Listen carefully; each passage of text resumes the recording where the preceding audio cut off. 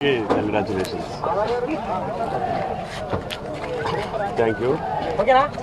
Sir కొంచెం loud ఎవరు మాట్లాడకండి ప్లీజ్.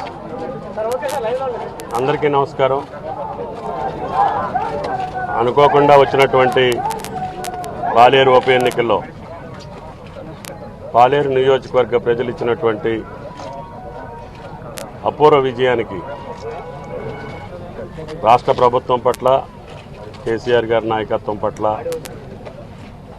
అమలు చేస్తున్నటువంటి పథకాలే సక్రమంగానే ఉన్నాయి. ఇంకా మా మీద బాధ్యత పెంచేటట్టుగా ఈ ఫలితాలు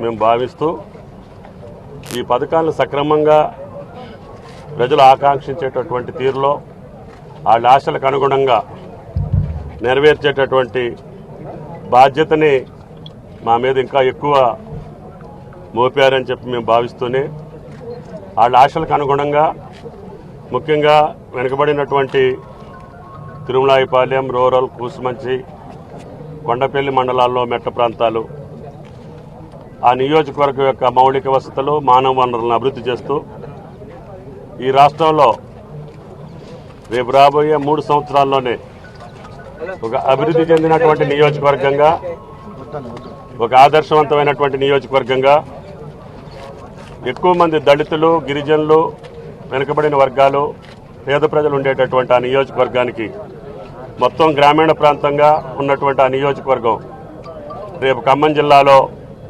అత్యంత ఆదర్శవంతంగా వ్యవసాయ రంగంలో, ఇతర రంగాల్లో ఉండేదానికి నా వంతు ప్రయత్నం చేస్తానని చెప్పి నా మీద పెట్టినటువంటి నమ్మకానికి తగ్గట్టుగానే ప్రజలు ఇచ్చినటువంటి ఈ అపార విజయాన్ని గుండెల్లో పెట్టుకొని పాలేరు నియోజకవర్గ ప్రజలకి మనస్ఫూర్తిగా ధన్యవాదాలు తెలియజేస్తూ, మీరు నా మీద పెట్టుకున్నటువంటి నమ్మకం, ప్రభుత్వం మీద, ముఖ్యమంత్రి గారు ఉన్నటువంటి విశ్వాసం తప్పకుండా నెరవేరుస్తానని చెప్పి పాలేరు నియోజకవర్గ ప్రజలకి ఈ సందర్భంగా విజ్ఞప్తి చేస్తూ, త్వరలోనే వచ్చి అందరినీ కలుస్తానని చెప్పి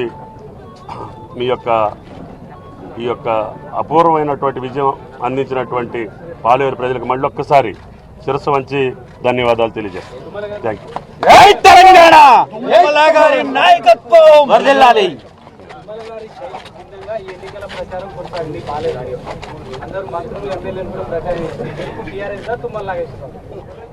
ఎప్పుడైనా పార్టీకే ఉంటుంది, టీఆర్ఎస్దే గెలుపు. అభ్యర్థులది ప్లస్ ఆర్ మైనస్ ఉన్నా కానీ పార్టీ యొక్క నిర్ణయాలు, పార్టీ ప్రభుత్వంలో ఉంది కాబట్టి ప్రభుత్వం అమలు చేస్తున్నటువంటి పథకాల యొక్క ఫలితాలే, ప్రభుత్వం మీద ఉన్నటువంటి నమ్మకమే ఈ విజయానికి కారణమని చెప్పి నేను భావిస్తున్నాను. రాజకీయాలు మీ గెలుపుతో, పాలేరులో గెలుపుతో మారనున్నాయి. టీఆర్ఎస్ అసలు లేదని చెప్పాను.